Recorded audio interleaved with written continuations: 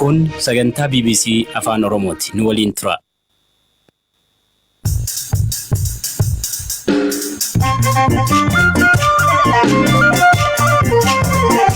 Akka mul'atan hordoftoota keenya sagantaa raadiyoo BBC Afaan Oromoo wiixata galgalaa eegaleera. Gaaffii naannoo ta'u uummata Walaayittaa irratti marii ministeera muummee waliitiin gaggeeffame. Oduu biraan egeree paartii badhaadhinaa obbo Lammaa Magarsaa malee yaada xiinxaltoota. Namoota akka obbo Lammaa Magarsaa namoota oolmaa guddaa biyya sanaaf oolan ofirraa hir'isaa eeda'uun hin danda'amu. Waldhabdee Gadaa Tuulamaa keessatti uumame irratti yaada obbo Bayyanaa Sanbatuu. Seera Gadaa immoo waggaa 8 akka bulchaan kennanoo jala muratee gurra uratee siree koree seera guutesan isa hin guunne. Abbaan Gadaa Goobanaa Hoolaa akkas jedhu. Naafani owwaan itti gaafatamni kiyyaa saayinii kiyyaa miseensa kiyyaa akkamitti hayyuu kiyya na yaami akkamitti sallii kiyya na yaami kan jalaa didaan hidhus hin danda'u. Odeessaalee addunyaa biraas qabna saganticha waliin Anzaala Lamtaa Addisaatii turtii gaarii.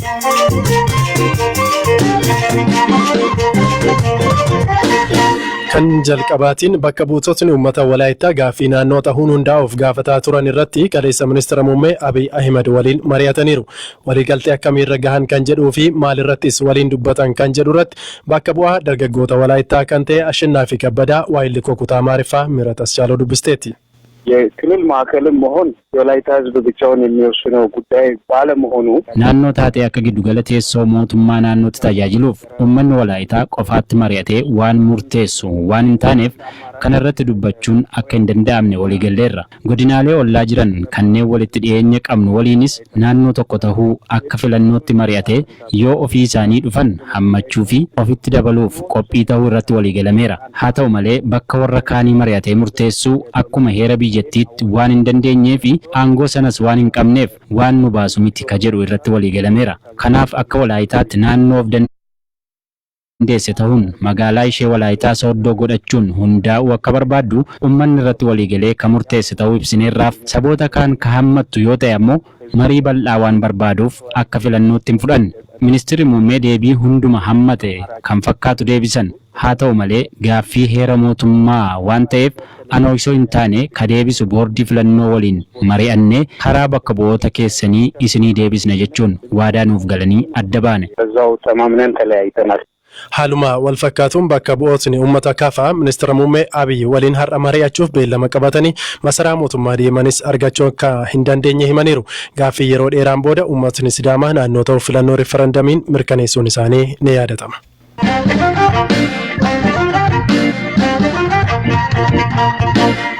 Ministeerri raayyaa ittisa biyyaa fi hoogganaan itti aanaa paartii ODP obbo Lammaa Magarsaa falaasama ida'amuu fi hundeeffama paartii haarawaa badhaadhinaa irratti amantii akka hin qabne erga ibsaniin as egereen isaanii maal ta'uu malaa kan jedhu uummata biyyattii keessatti gaaffii ta'eera. Nama utubaa jijjiirama siyaasa Itoophiyaa ta'an obbo Lammaa moggaatti dhiibaa falaasamni ida'amuu fi paartiin badhaadhinaa egeree akkamii qabaatu kan jedhus gaaffii biraadha. Kanarratti akka yaada nuuf kennaniif namoota siyaasaa fi xiinxaltoota siyaasaa dubbisneerra. Bal'inasaa Hamzaa Hussein isinitti hima. Ministeera raayyaa ittisa biyyaa Itoophiyaa akkasumas dura taa'aa ittaanaa paartii ODP ka ta'an obbo Lammaa Magarsaa tibbana erga falaasama ida'amuu fi uumamuu paartii badhaadhinaa irratti shakkii qaban ibsanii dhimmi isaanii ajandaa ijoo miidiyaa ta'eera. Siyaasa Itoophiyaa daandii qabsiisuun jijjiirama biyyattiin keessa jirtu fiduu keessatti addarrummaan kan socho'aa turan obbo Lammaa Magarsaa tasaas ba'anii yaada mormii kaasuun isaanii namoota hedduu rifaasiseera shakkiis uumeera. Dhimma kanarratti ka gaafanne dura taa'aan paartii Koongireesii Federaalistii Oromoo Profeesar Mararaa Guddinaa gaaffii uummata Oromoo waggoota 50 oliif gaafatamaa ture gara dabarsuuf diraamaa hojjetame akka hin taaneen sodaadhaa jedhan. Jalqabumaa wayita paartiin waggoota 13 darban biyyattii bulchaa ture jijjiirama keessa galu paartiin kun hojimanii keessoo isaa yoo hojjete qofa nu ceesisuu danda'a jedhanii ka dubbataa turan Profeesar Mararaa Guddinaa amma immoo murtiin obbo Lammaa daranuu shakkii isaanii akka guddisa ibsan kaayyoon keenya qabsoo saba keenyaa galmaan ga'uudhas jedhaniiru. Tokko dhiiga ijoollee Oromootiin kumaan akka dabanne tokko ta'uu isaanii kudha tokko ta'uu isaanii manaa fi dhimma isaaniiti. Amma qabsoon saba keenyaa galma ga'utti yaaddoonuma jira. Kana yaaddoo kana immoo bira darbuudhaa fi saba keenya jaallannee hin qabsoofna jennee qabsoo keessatti kan galle kanaafi jechuu kooti. Yuunivarsiitii Washington and Lee School of Law ka Virgiiniyaatti argamutti barsiisaa seeraa ka ta'anii fi siyaasa Itoophiyaa irratti miidiyaa idil addunyaaf yaada xiinxalaa kennuun ka beekaman Dr. Henook Gabbisa obbo Lammaan nama yaada miliyoonotaa baatee jiru ta'uurraan ka ka'e murteen isaan kaasan laayyootti ka ilaalamuu qabu miti jedhan. Obbo Lammaa Magarsaa yaada isaa akkuma yaada dhuunfaa tokkotti ilaaltee bira darbuu irratti kan fakkaata. Muummichi ministeeraa successful ta'uudhaaf obbo Lammaa Magarsaan he has to be on board. Aangootaaf dabarsee kan muummicha ministeeraatiif kan kenne obbo Lammaa Magarsaadha jalqabarraa. So diinummaan dhaabachuu danda'u irra jira. Fakkeenya yookaan seenaa irraa baruutu irra jira jarri kun lachan. Jarri kun yaadaan yoo dhaban iyyuu waliin hojjechuun dirqama. Oolmaa guddaa biyyaaf ka oolan namoota akka obbo Lammaa Magarsaa moggaatti baasaa falaasamni ida'amuu yaaddoo keessa seenuu mala jedhan Dr. Henook. Obbo Lammaa Magarsaa rizaayinii gochuu danda'a. Rizaayinii godhe jechuun gara mormitummaatti ce'e jechuudha. Kun immoo maalitti geessaa? Namoonni obbo Lammaa hoggansa obbo Lammaa Magarsaatti amanan bakka lamatti hiramuu danda'an. Kun immoo muummicha ministeeraa irratti dhiibbaa guddaa uuma. Filannoo dhufuurratti uummanni Oromoo akka harca'u godha. Eeda'uu jennee dubbanna yoo ta'e hir'isaa eeda'uun hin jiru. Namoota akka obbo Lammaa Magarsaa namoota oolmaa guddaa biyya sanaaf oolan ofirraa hir'isaa eeda'uun hin danda'amu. Gama biraatiin Yuunivarsiitii Finfinneetti barnoota siyaasaa federaalizimiitiin digirii sadaffaa barachaa akka jiran obbo Kumaa Baqqalee yaadni obbo Lammaa Magarsaa kaasan kallattii mootummaan amma itti jiru ka jijjiirsisuu danda'u waan ta'eef ilaalcha keessa galfamee irratti mari'atan taanaan biyyi gara hin taanetti deemti jedhan.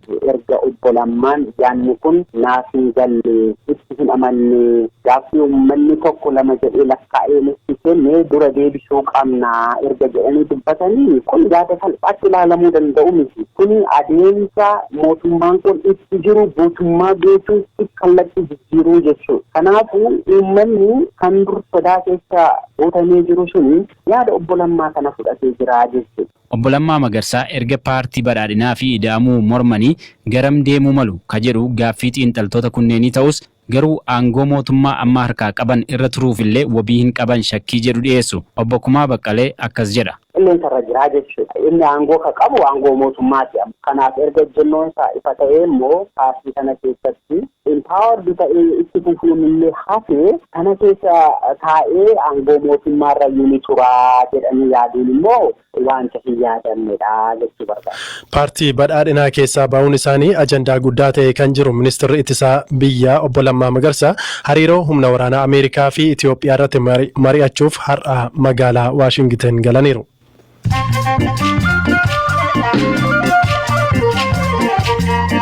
Dhaggeeffattoota keenya odeessaalee galgala kana immoo nan isinitti himaa an Firaa'ol Balaayidha. Miidhagduun waan mucaa qabduuf dorgommii miidhaginaarraa dhorkamte himata banuu fi Veeroonikaa Dusdeenikoo lammii Yukireen yoo taatu akkitti Miss World yookiin miidhagduu addunyaa kaadhiman loogii qabaa jetteetti. Ruwaandaan qoricha HIV kiniiniidhaan guyyaa guyyaatti fudhatamu lilmoodhaan kennuuf akka ta'e beeksifte qorichichi takkaa fudhatamnaan torbee 8 hojjeta. Barattoonni shamarranii Taanzaaniyaa sababa ulfa ta'aniif mana barumsaarraa ari'amanii turan gargaarsa barsiistuu sooruma baateen eebbifamuuf jiru. Haadholiin kunneen ogummaa nyaata qopheessuu fi huccuu hodhuu barataniiru. Sanyiin kuduraa aappilii haaraan ciramee booda osoo hin yaratiin waggaa tokkoof turuu danda'u argame. Kun kan milkaa'uu danda'e waggoota 20 nutti fudhateera jedhan qorattoonni Ameerikaa. Hind magaalaa Hayidirabaaditti dooktarri gareen gudeedamtee lubbuun darbe jennaan mormiin guddaan ka'e. Jiraattonni buufata poolisiitti walitti qabamuun warri kana raawwate du'aan haa adabamanii jechaa jiru. Qeerransi Hindii lafa kunuunsaa bineensota irraa ji'a 5 dura bahee kiiloomeetira 1,300 deemuun imala isa dheeraa taasiseera. Ogeessoti imala isaa hordofan waan adamsu yookiin immoo dhaltuu barbaacha deemaa ture jedhan. Oduun har'aaf qabadhe kanuma galatooma.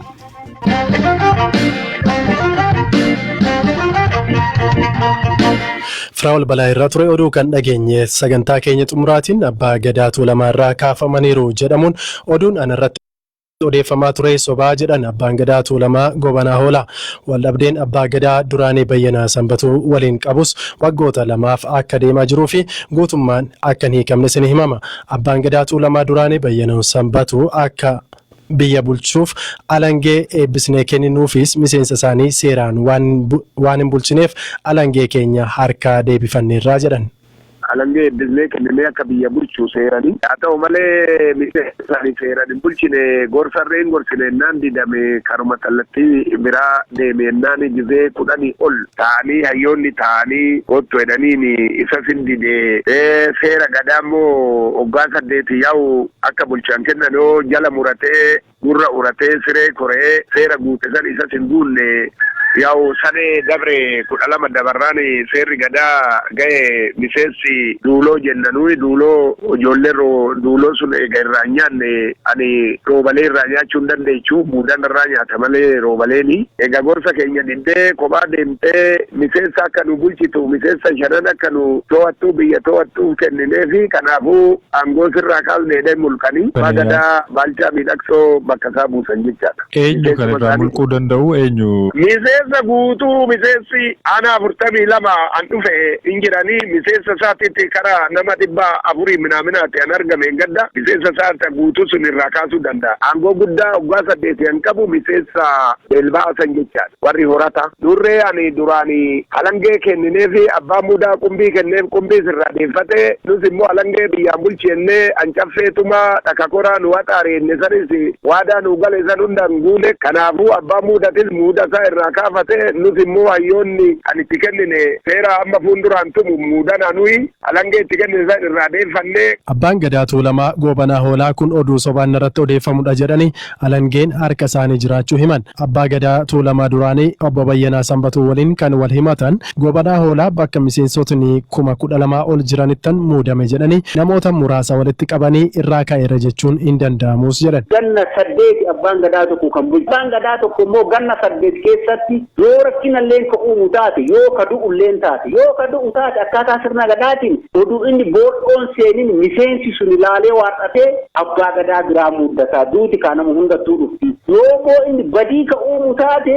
miseensi sun ilaallatee waaqateeti miseensa meelbaati ama miseensi meelbaa hayyuu qabaa beekaa Oromoo dabalatee laallatee waaqateeti kallattii ati ittiin deemtu kana irraa deebi kallattii badiiti jedhee waaqatee gorfatee deebisa yoo inni kadidu taatellee miseensa keessa nama ittisa malee abbaan Gadaa gonkumaa hamma xumuramutti shaarame kan jedhu kuni sirna diinni hojjetaa jiru. Hayyoonni yookaan miseensonni keessan isin gorsuudhaaf waamanii gorsa fudhachuu didanii waamicha fudhachuu didanii kan jedhu Bayyanaa Sanbatuu dubbatanii ture kun dhugaadha. Hijiba kuni warri na yaamtu tuni warra ijaarama biraa qabdu ani hayyuu Oromoo jalaa maafani owwaan itti gaafatamni kiyya saanii kiyyaaf miseensa kiyyaaf akkamitti hayyuun kiyya na yaami akkamitti shaglii kiyya na yaami kan jalaa didaan didus hin dadda'u kanaafu kijiba kun hojii kijibaati hojii diinni hojjetu Bayyanaa Sanbatuu moo nas yaamus hin danda'u hayyooma sin qabu hayyoomni sirraa bulqamee jira. Gama biraatiin abbaan Gadaa gurra uratee siree koruu seerota jedhan kana hin guunne eegaa turree kan jedhu kaasanii ture. Tuulamni sadiini bachoo Daachii jiille quxisuudha. Saba jiille san keessatti gosa goona jedhan keessaan dhalatte jiille quxisuudha. Daachii fi bachoo wajjin hin gooddatu. Kana hayyuu gaafatu hin dandeessa hayyuu Oromoo. Hoggaa saniititti goodate jiille. Hoggaa saniititti goodata. An amma goodachuu fi bareen gaddaa kan goodate bachoo fi daachii jiille goodachuuf amma qophirra jirra. Gadoomuu fi guddaa qaluu fi. Ittaanaan itti gaafatamaa Biiroo Aadaa fi Turizimii Oromiyaa obbo Kabbadaa Deessisaa sirnicha jajjabeessuuf hojjechaa jirra jedhanii abbaan Gadaa Tuulamaa Goobanaa Hoolaa ta'uun beekas jedhu. Ani akka ilma Oromoo tokkotti kan hin beeku abbaan Gadaa waggaa 8tti kan muudamu isaan kan muudate kana dura kan beeknu abbaan Gadaa Goobanaa Hoolaa abbaa Gadaa ta'uu isaa nan beeka akka nama sirna Gadaa beekutti immoo abbaan Gadaa waggaa 8 kan aangoo walitti dabarsu ijoollee rakkoon addaan jiraatu waggaa 4tti midterm evaluation qaba akkuma dimokiraasii Ameerikaadha waggaa 4 eegee dhimma daalaa hinga maggamaa asitti hanqina qabda jedhaanii aga jijjiirutti deemu. Kanarra mandara keessatti namni deebi'ee har'a abbaa Gadaa tokko bura abbaa Gadaa biraa muuduu hin danda'u kanaaf odeeffannoo siin qabwani. Kabajamtoota dhaggeeffattoota keenya sagantaa keenya son xumuriitiin dura daqiiqota muraasaatiin booda taphataa cimaa bara kanaatiin badhaasa Baaloon Diyoorii eenyu mo'ata kan jedhu Paarisitti kan baramu ta'a Liyoonel Meesii fi taphataan sararratti isaa Liverpool Van Dijk taphattoota jalqaba irratti tilmaamamanidha. Van Dijk bara kana kan injifatu yoo ta'e sarara itti sararaati badhaasa Baaloon Diyoorii injifachuutiin waggoota 13tiin as taphataa jalqabaati kan inni ta'u. Egaa sagantaa asirratti xumurreeti kan jirru saganticha kan qopheesse Hamzaa Hussein ture kan isiniitiif dhiyeesse immoo Anzaalaalam Taaddasaati boru sa'aatii wal fakkaataatti walitti deebina nagaan bula.